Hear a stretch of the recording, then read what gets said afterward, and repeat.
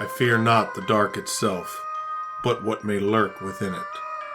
Welcome to Lurk, bringing you creepy, strange, and bone-chilling stories, with your host, Jamie Jackson.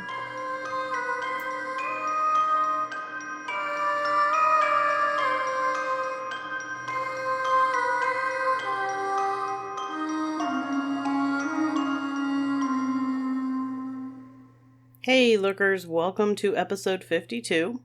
This week we are going to be covering a well-known alien close encounter. And while it's well-known, it wasn't a story that I personally was 100% familiar with. I'm not really sure where I stand in my beliefs on this incident. I can say that I went into this highly skeptical, and after my research, while I'm not entirely sold, I am not as skeptical as I was when I started out. What we're going to be talking about is the Kelly-Hopkinsville Incident. When I refer to Kelly-Hopkinsville, that's not a name. Kelly is a town in Kentucky, and Hopkinsville is also a town in Kentucky. The incident happened kind of in the area of both of these towns. So let's get started. It was the evening of August 21st, 1955, near Kelly and Hopkinsville in Christian County, Kentucky. Kelly and Hopkinsville is located in the southwestern area of the state, about 20 miles north of Tennessee. On the night of August 21st, 8 adults and 4 children were gathered at the farmhouse of Glennie Langford. The farmhouse was an unpainted 3-room house without running water, telephone, radio, TV, or books. Those present in the house that night included Glennie Langford, her children Lonnie, Charlton, and Mary, and her 2 sons from a previous marriage, Elmer Lucky Sutton, John Charlie or J.C. Sutton, their wives Vera and Arlene, Arlene's brother O.P. Baker, and Billy Ray Taylor and his wife June. The Taylors, Billy Ray and June, along with Lucky Sutton and his wife Vera, were carnival workers and visiting the home. Around 7 p.m. on Sunday, the group had finished their dinner and were settling in to play a game of cards. Billy Ray Taylor went outside to get a bucket of water from the well. While he was outside, he saw a strange object in the sky. The object was silvery. In his words, real bright, with exhaust all the colors of the rainbow. It was egg-shaped and appeared to be about the size of a number 2 washtub. I looked up a number 2 washtub, just in case. Most people don't use washtubs these days as a description of size. So a number 2 washtub holds 15 gallons, is about 11 inches high with the top diameter of 22 inches and the bottom diameter is around 18.5 or 19. Not very big. The object moved silently towards the house, passed over it, stopped in the air, then dropped straight to the ground in a field about a quarter of a mile from the house. Billy Ray recalled that there hadn't been an explosion, just hissing noises as the object landed. He went inside and told the others what he had seen, but they didn't take him seriously. They all thought he was pranking them, because Billy Ray and Lucky were known pranksters, but Billy Ray was genuinely bothered by what he saw, despite everyone saying it was just a shooting star. Billy Ray asked his wife if she believed him, but when asked, she and the rest of the group broke out in fits of laughter. About an hour later, the farm dogs began barking incessantly.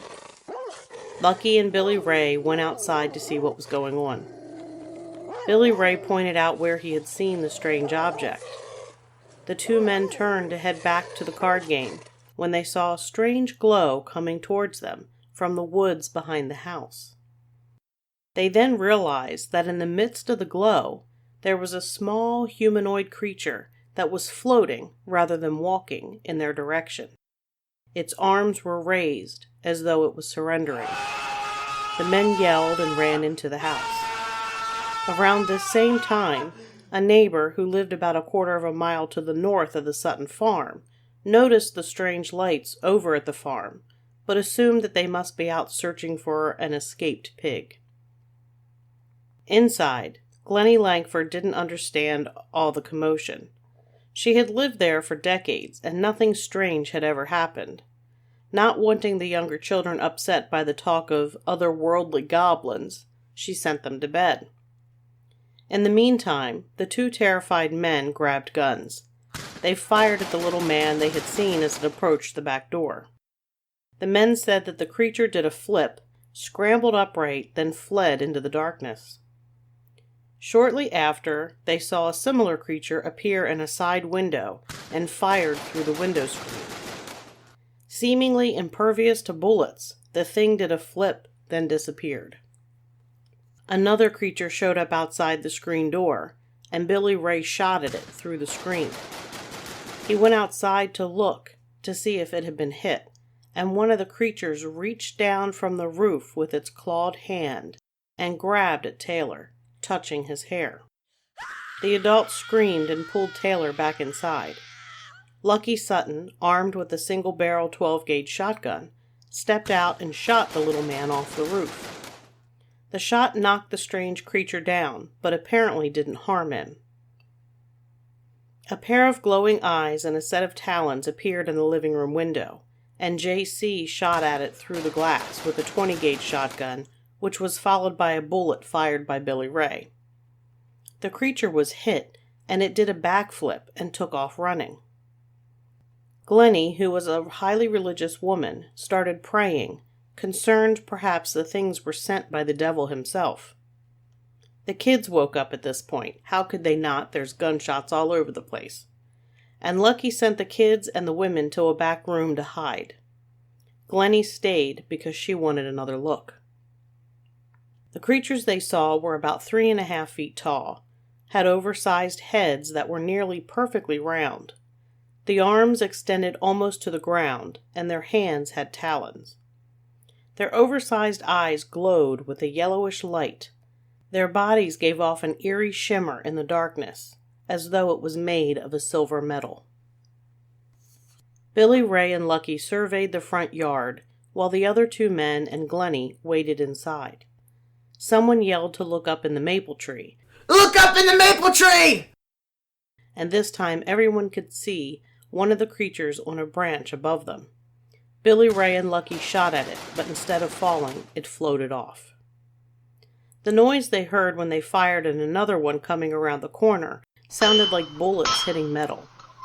It too floated away. Realizing the gunshots were useless, they retreated into the house. Inside, the group tried to collect their thoughts. What were these things? Goblins? Devils? Were their raised hands a sign of innocent intent? If they didn't mean any harm, why did they keep coming back after being shot? The creatures were walking towards the rear of the house, and in a moment the little men were all over the place. There were about 15 of the little men in the yard, on the roof, and in the trees. When Lucky and Billy Ray shot at the group of men, the whole group ended up fleeing the scene. Things quieted down, but then the little men came back. In the course of about 3 hours, the strange fellows made 6 visits to the farmhouse. Each time they were run off by Lucky Sutton's shotgun or his brother's .22 pistol. John Sutton said he fired 4 boxes of .22 cartridges, which is about 200 rounds, at the creatures, but they had no effect, actually ricocheting off the little men like they would off of a steel plate. The creatures made no apparent attempts to harm the earth folk, other than the one grab at Billy Ray Taylor. They uttered not a sound, and when they jumped from the roof or the trees, they did not make a sound when they landed on the ground.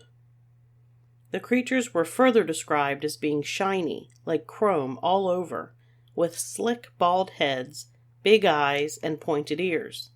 Their faces were like skin stretched over a skull. Mrs. Langford only caught a glimpse of one of those shiny things. She said, "I went out in the hallway and crouched down next to Billy when I saw one approaching the door. It looked like a 5-gallon gasoline can with a head on top and small legs. It was shimmering bright metal, like on my refrigerator. Mrs. Taylor was so scared she hid in the house and didn't see them at all. At about 10:45, the whole group loaded up into 2 cars and sped off to the Hopkinsville Police Department, where they ran into the police station with their story. The sergeant working the front desk didn't know what to say to the large group of people who piled into the police station before midnight. "We need help," one of them gasped. "We've been fighting them for nearly 4 hours." The officer phoned Chief Russell Greenwell. Greenwell later told an investigator that these aren't the kind of people who normally run to the police for help. What they do is reach for their guns. Yet there they were, women and children, hysterical, and one of the men with a pulse of 140 beats per minute, measured on sight by an investigator. The men and the 2 Sutton women returned to the scene with the officers, while the other 2 women and the children waited at the police station. All of them said they did not intend to stay the rest of the night in the house. After the local police chief called for backup, he and his men were joined at the Sutton farm by state police, military police from nearby Fort Campbell, and a photographer from the Kentucky New Era, the local newspaper. Within an hour, 15 law enforcement and media members converged on the farm. The farm was searched with flashlights, but no sign of the little men were found. Investigators found shell casings from the gunshots and holes in the windows and screens. The ground beneath the area where Lucky had shot one of the alleged beings appeared to have been stained with something that gave off an iridescent sheen when viewed from an angle. No other evidence was found.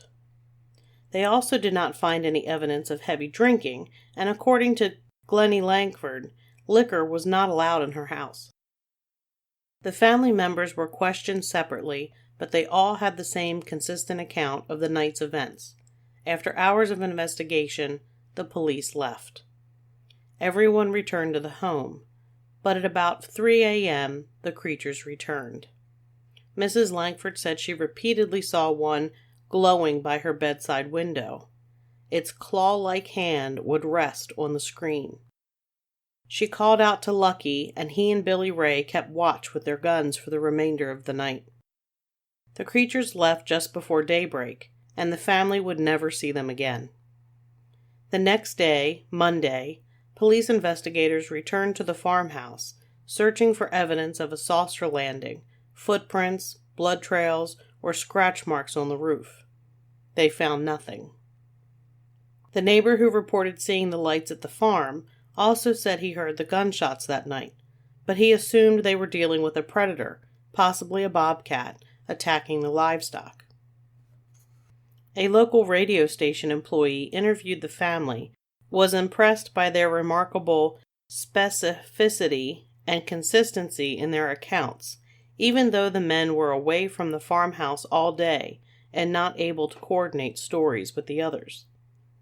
That Monday, the farm was also jammed with sightseers and neighbors.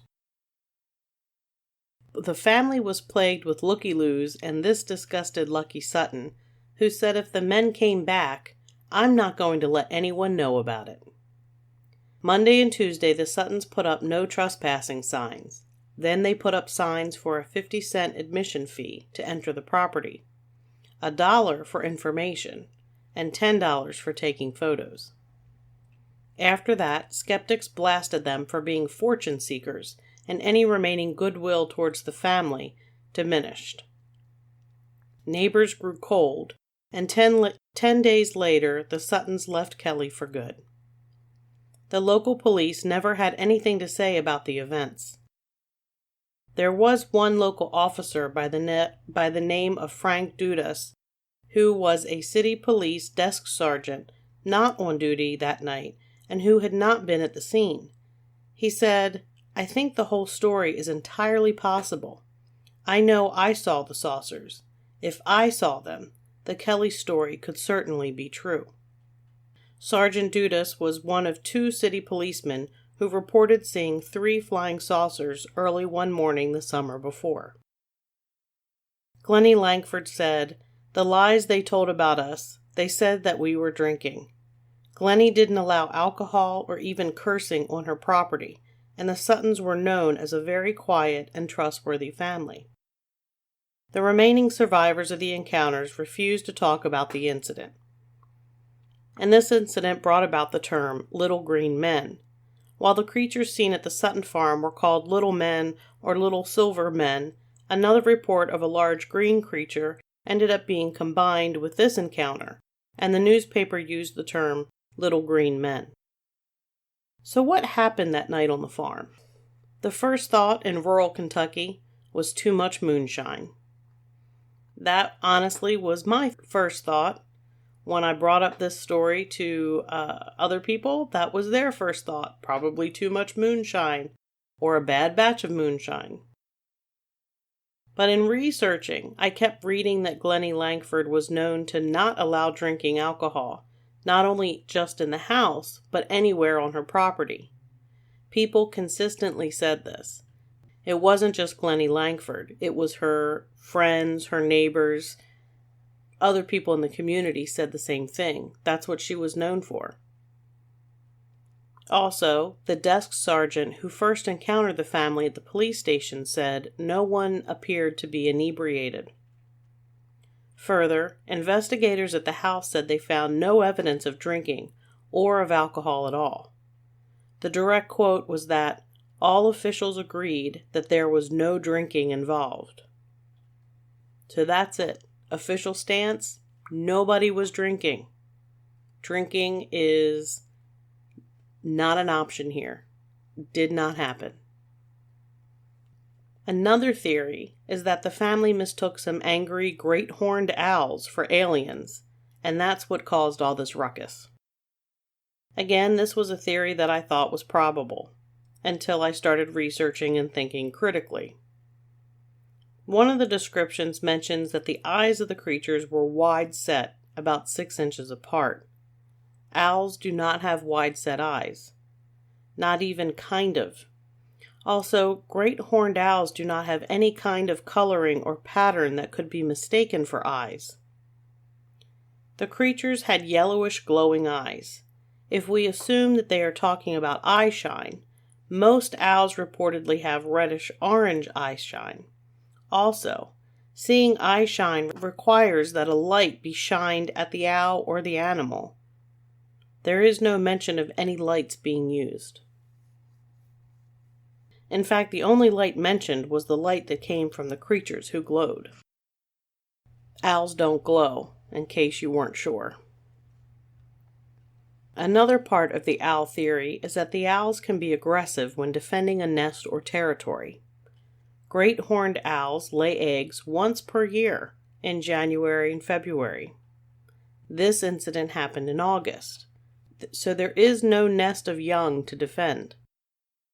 Great horned owls are also solitary and would not be in a large group, so there's no explanation for the number of creatures that were seen. There would be no more than 2 owls together. Also, if defending their territory, the investigators would, in theory, also be attacked. And one more point. It was suggested that the glow was the reflection of moonlight on the owl's feathers. I looked up the moon phase that night. You can type in a date and go back and check the moon phase. It was a waxing crescent, which is the phase after a new moon. It was only at about 15% illumination.